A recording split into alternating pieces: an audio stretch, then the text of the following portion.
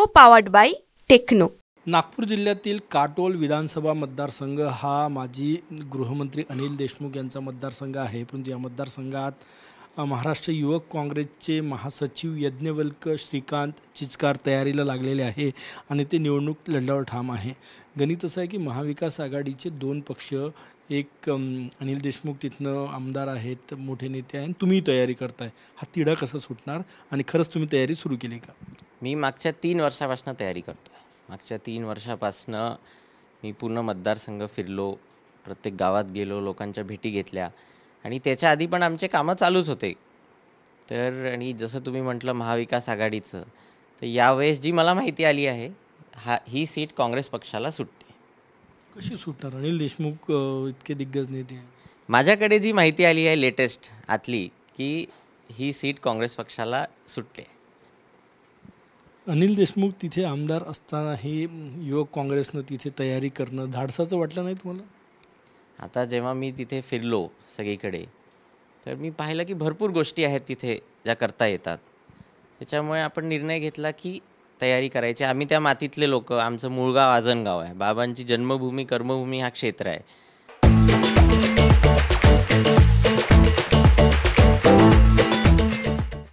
तर आपण ठरवलं की तिकडनं तयारी करून तिथे खूप काही गोष्टी करता येतात। कशी तयारी सुरू केली तुम्ही? तयारीचा फॉर्मॅट? आपले भरपूर प्रोग्राम्स चालू आहेत, भेटी चालू आहेत। जसं आम्ही रोजगारात खूप काम केलं आहे, हजारो मुलांना आम्ही रोजगाराशी जोडला आहे। आपण महिलांसाठी विविध उपक्रम करतो आहे, शेतकऱ्यांसाठी करतो आहे। तर असे खूप सारे आपले प्रोग्राम्स तिथे चालू आहेत। किती खात्री आहे, कारण की तो मतदारसंघ सुटेल आणि तुम्ही निवडून याल काटोलसारख्या ठिकाणावरून? 100% खात्री।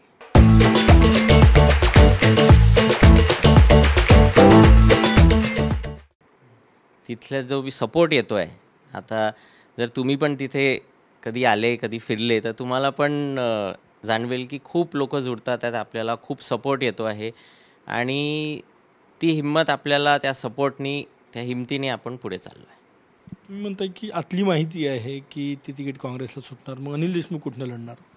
तो त्यांचा आणि त्यांच्या पक्षाचा प्रश्न आहे इंटरनल, त्याच्यावर मी काही म्हणता नाही येणार। पण जे मला माहिती आली, जसं मी तुम्हाला सांगितलं की यावेळेस काटोल मतदारसंघातून काँग्रेस पक्षालाच ते सुटणार।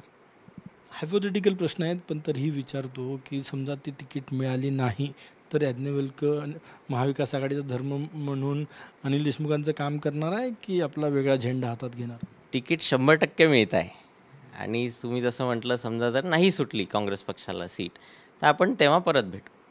तुम्ही निवडणूक लढण्यावर ठाम आहे?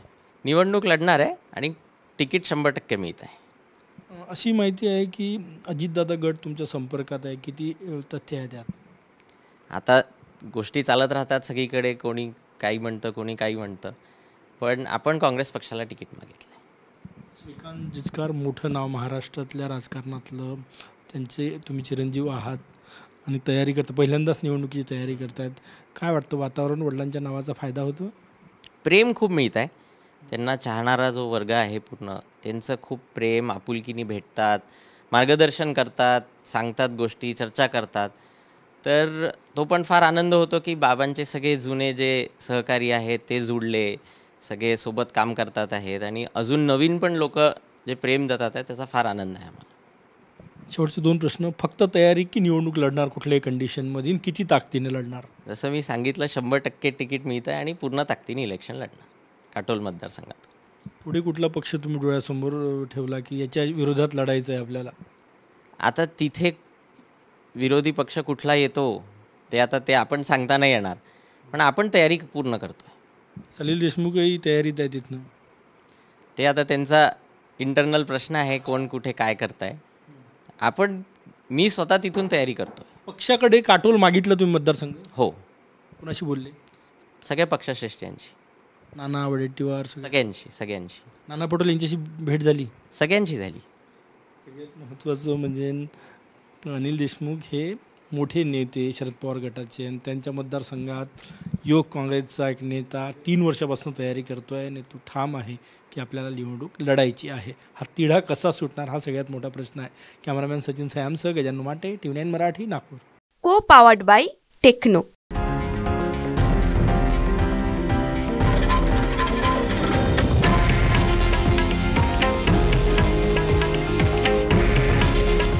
हे आहे देशातील नंबर 1 न्यूज नेटवर्क आणि आपण पाहत आहात TV9 मराठी. काळजी तुमची, हित महाराष्ट्राचं.